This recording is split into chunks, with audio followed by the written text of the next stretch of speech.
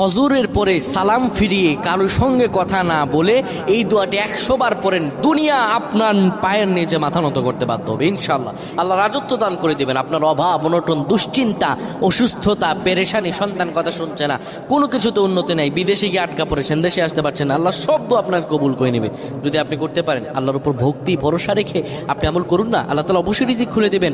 আল্লাহ তাআলা আল্লাহু খায়রুর রাযিকিন, আল্লাহ হচ্ছে উত্তম রিজিক দাতা।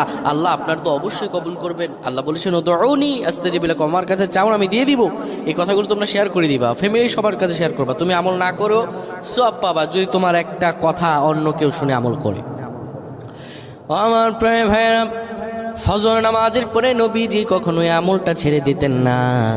কেউ যদি ফজর নামাজের পরে পরে সুবহানাল্লাহি ওয়া বিহামদিহি সুবহানাল্লাহিল আযীম 100 বার যদি কেউ পড়তে পারে, কারো সঙ্গে কথা না বলে 100 বার পড়ার কারণে